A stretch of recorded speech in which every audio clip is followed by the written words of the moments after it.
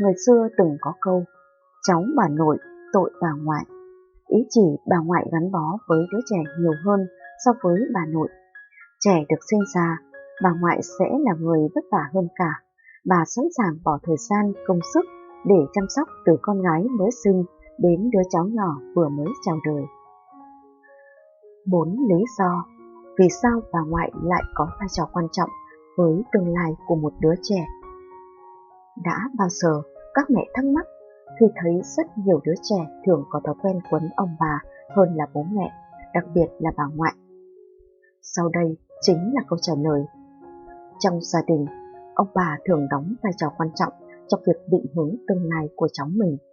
Thông qua việc quan sát, giao tiếp hàng ngày, với những trường hợp cha mẹ không muốn hoặc không đủ khả năng lo cho trẻ, thì ông bà, đặc biệt là bà ngoại, thường đảm nhiệm trọng trách này.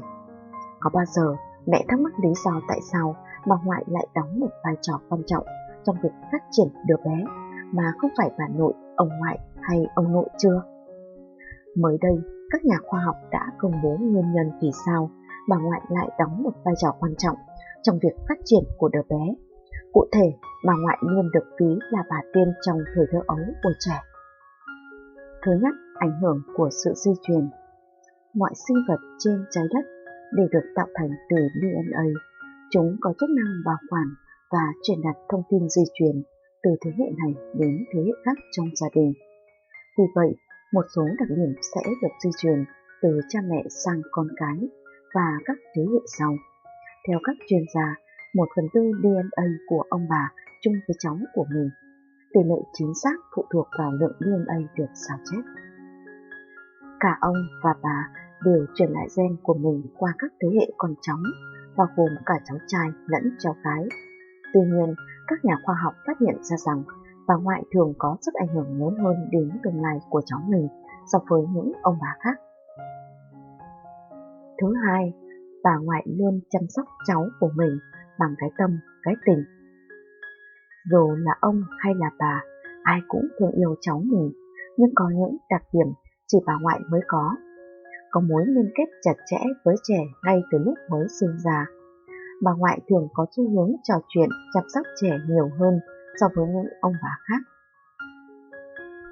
Thứ ba, di truyền từ bà ngoại sang cháu mạnh mẽ hơn những ông bà khác.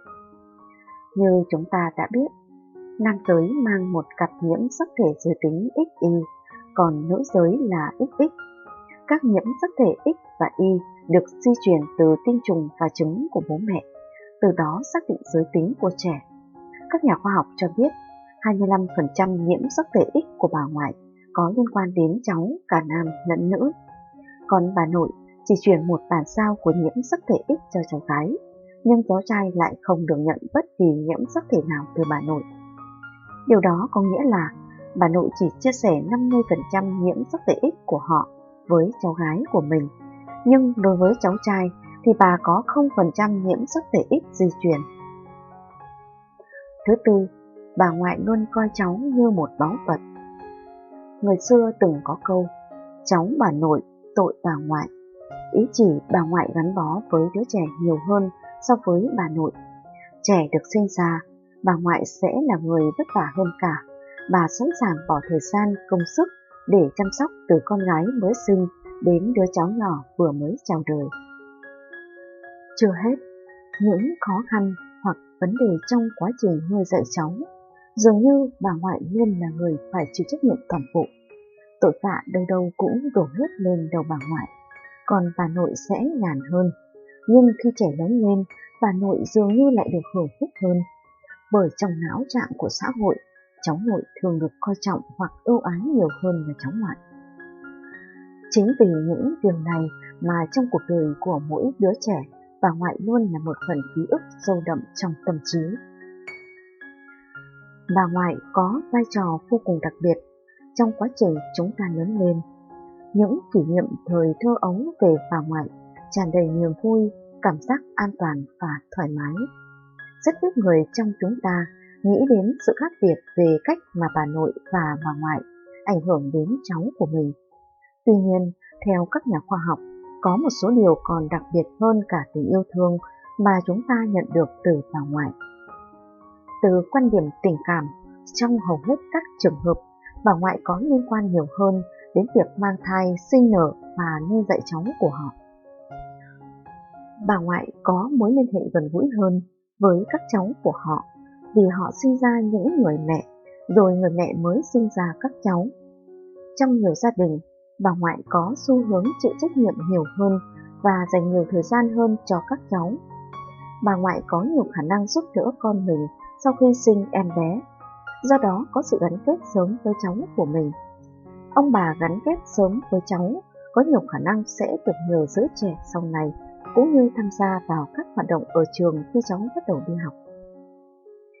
Một giả thiết khác cho rằng ông bà ngoại luôn nghĩ con gái của mình chỉ là mẹ trẻ con, và chính điều này ảnh hưởng rất lớn đến sự khích lệ ông bà trong việc chăm sóc cháu của họ.